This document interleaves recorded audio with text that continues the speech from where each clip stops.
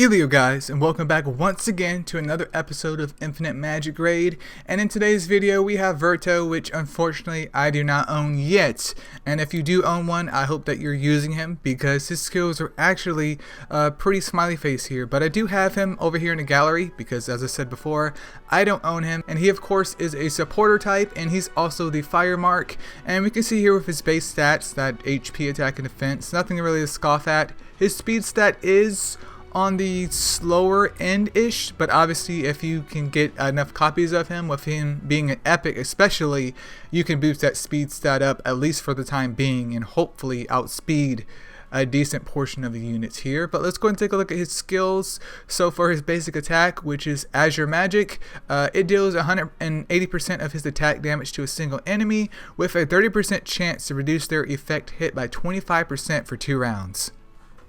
And with this fully booked up here, that 30% chance then turns into a 70% chance to reduce their effective hit by 25% for 2 rounds, which once again is pretty potent. We can see here already, especially with his kit though, that his main focus seems to be on debuffing the enemy and also buffing us up as we kind of proceed through his skills right here.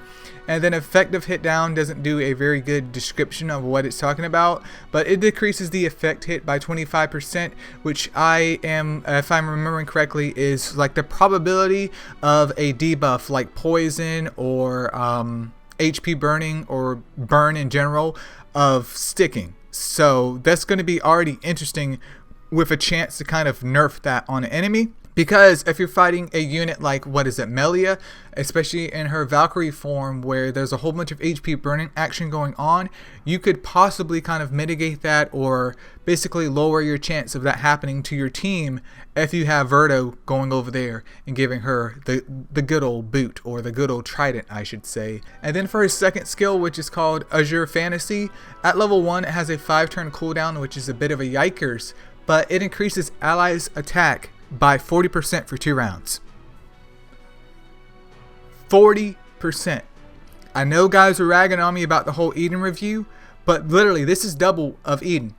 Literally double of Eden already. And this is like what, a month or 2 after the game has came out? That is huge. That is disgustingly huge. You pair this up with the right DPS, oh, it's over.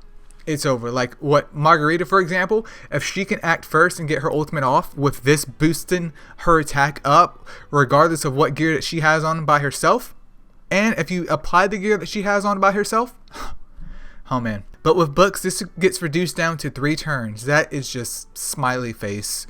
Then his passive skill, which is Azure Blessing, everything is just Azure on him. I don't know why, but that's how it is. This move right here is a passive skill, and it grants all allies 10% more effective hit when Verto survives. So as long as he's living, your effective hit for your HP burn, for your poison, for your whatever that you have, maybe you have like a move that can possibly reduce the unit's AP. I'm not sure if that applies to it, but I'm just assuming that since it's a debuff with a probability or a percentage of hitting, that is going to be affected by that. And with that fully booked up, that goes up to 18% more effective hit. So if you have Melia, for example, once again on a set like effective hit, to boost up her rate of HP burning every time a target makes contact with her or whenever she counterattacks in her Valkyrie form, this adds to that. So having him already not only reduces the enemy's probability of getting their stuff off on you, but it raises your probability of getting your stuff off on them and boosting up the raw damage of your entire squad. I mean, this is great. Absolutely great. This benefits a lot of units who unfortunately kind of suffer from a lower effect hit than what they should have for their skills. And then for his freaking ultimate, which is Azure Array, I think I'm tired of the word Azure by now. What this one does is it deals 180% of attack damage to all enemies with a 30% chance to reduce their crit rate by 25% for 2 rounds. And if it successfully reduces their crit rate, it also reduces their AP by 20%. If it doesn't reduce their crit rate, they're guaranteed to at least lose 10% of their HP. And if it doesn't reduce their crit rate, it at least hopefully guarantees that they lose 10% of their AP. I think that's great. because if you're facing definitely a heavy hitting squad, which you know has max crit rate or near max crit rate, preventing them from critting once again kind of helps you, because that adds survivability in there, because with crit rate, especially if they're getting a lot of their crit rate from your artifacts and stuff of that nature, they could have crit damage subs or crit damage gear on their units, and that's going to be a lot of damage. So if they can't crit, then hopefully some people can survive. And with that fully booked up, it goes up to a whopping, what is that, 60%, which is fair. It's not my favorite, but it is fair, and it gets reduced to 4 turns. So already off the bat, man, Verto, I'm not going to say Verto's amazing. He's OP, but right off the bat, especially as an epic unit, he's quite interesting. Going over here to his exclusive weapon though, at level 1, his Azure Array increases the chance by 25% and increases the reduced AP by 5%. So Azure Array, I do believe, is his ultimate, which we just covered here. So at level 1, that goes up to 85% if I am recalling that correctly. And they also can get their AP reduced by 30% if crit rate is reduced on them, and if not, they still lose 15% of their AP. I think that's great. And once again, he's epic, so he is more readily accessible, at least than a legendary. Are you going to pull more than one of him? That's not up to me.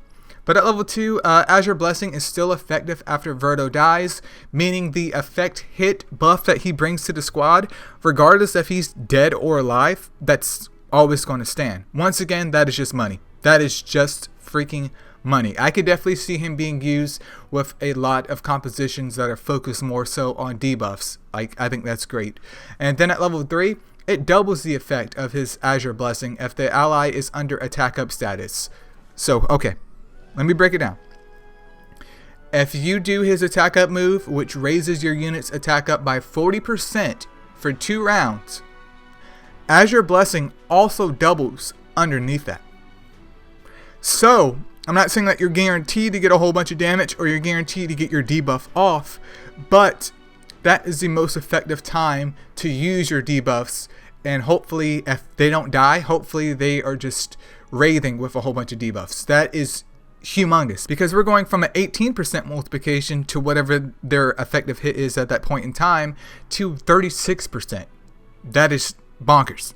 Absolutely bonkers. So the more effect hit that they have, the better Azure Blessing is going to have. And of course at level 4 and 5, he does get that nice speed increase, which once again, if all of the units had their exclusive weapons, then all the stats increase, and of course the speed would basically make everything as if you're fighting them at their base speed outside of substats here. But since, once again, I said before earlier in the video that he's an epic, meaning there's probably a higher probability, if you're lucky, of you building him up and getting his exclusive weapon to 5 before you get legendaries to 5. So if you have some substats to cover things, there's quite a good chance, especially with a certain set or two, that Verto is going to be acting first and getting that attack up and hopefully his ultimate off. But yeah, I think Verto is a great and a unique addition to the Infinite Magicraid family, and I do hope that the team keeps up the good work and introduces more units like this and less of the trashy ones. But that's pretty much it. If you have Verto, feel free to leave in the comments below about where you use them at, and I'll see you guys in the next one.